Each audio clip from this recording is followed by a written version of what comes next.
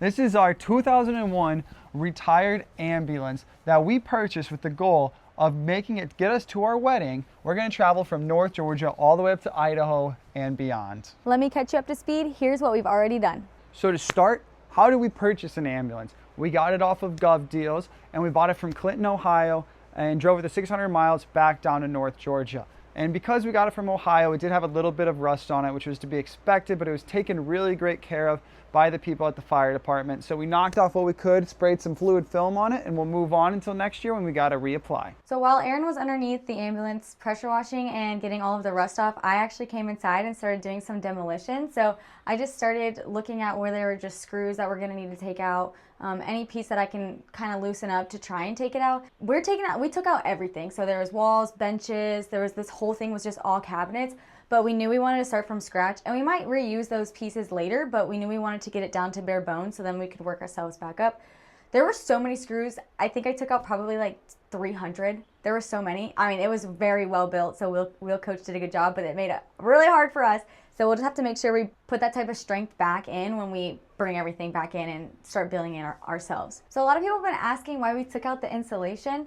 The old stuff was obviously 20 years old, and this foam board is actually really good for just insulating up to like R10 is its value, so really, really strong. And with our ambulance being literally a grid shape where it's all just boxes and squares everywhere, it made it really easy to just cut it and throw it in.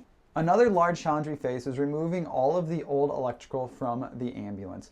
So you'll notice that it started out like this, and now we're down to just this one single board. And so there's a lot of really cool things that we did with this. Because the manufacturers of the ambulance, Wheeled Coach, labeled all of their wires really well, it was pretty easy to run the wires back and remove everything. And some of the things that we removed was the inverter, all of the lights and the lights controls, the switches that controlled it, the switches that controlled the sirens, the vacuum, and we removed all those electrical components from the ambulance to hopefully help with parasitic drains. Currently, we still have a lot of wires that are just hanging, but whenever we actually set up the new electrical system, we'll go ahead and include all these wires in that and get them off up into the side. Things that are still hanging up are the brake lights, the blinkers, the clearance lights up top. So pretty much things that we have to keep the ambulance functioning.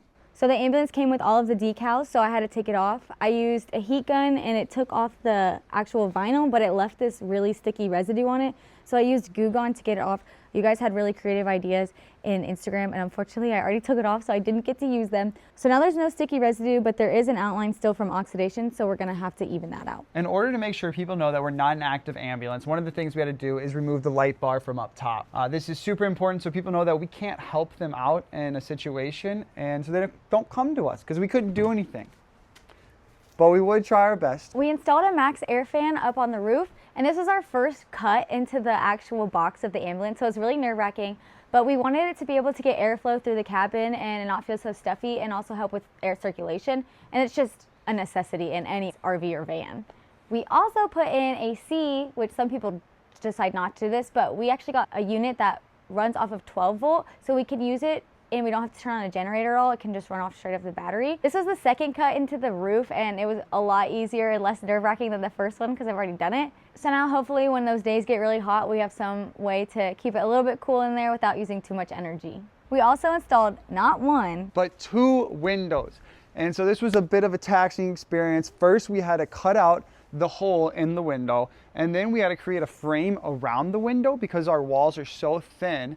And then we had to actually install the windows themselves. And because we had to cut the hole, we had to cut out the cross beams. So we also had to add another cross section up top. In order for them to be waterproof, we had to add some sealant. So when we installed it, we put butyl tape on the trim around the outside and then stuck it in. And then as an extra waterproof safety measure, we put a bead of ProFlex RV sealant on the top just so it's extra waterproof. And it passed our water test.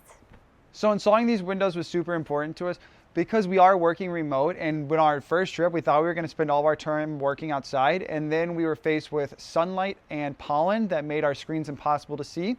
So this is super important to be able to see the beautiful views while still being able to work inside and not have to deal with those elements. Right here used to be red lights just like those, but we're not allowed to have them. You're not allowed to have red lights if you buy an ambulance to legally drive it. So we had to remove those. I ended up taking the metal that we cut out from the windows and using that to repurpose it and put it up there. So I took a template and traced the old light and then cut them out and then just drilled them up. Aaron helped me install them because we had to squeeze it together, so it's also waterproof, but I think it looks a lot better and it makes it look way less ambulance-y and more homey. So we also wanted to delete the rear HVAC system because we want to put in our own more efficient system, including propane heating and just 12-volt air conditioner. So we actually had to remove a bunch of parts in the engine bay just because it actually connected the front AC and heating to the back. So we had to replace the dryer, which is right here, and it connects into these tubes over here. It actually connected originally to this, which is where you can see it splits into the back, and we had to delete that. So we added this part right here, this black tube, and it connects just straight into just the front AC. So in replacing the high pressure side, we replaced this part right here. It used to be this, and you can kind of see that it went to the back here. So now it bypasses it to go from here directly into down here. Additionally, with the heating, the coolant lines connect in the front and the back, which is what makes it hot in the back. And we had to disconnect those and reconnect. So I had to go underneath the ambulance.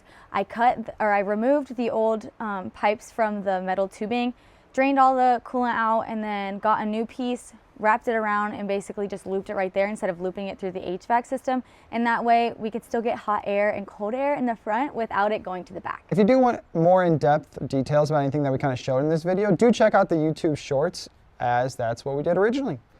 Thanks for watching, and we'll see you next time.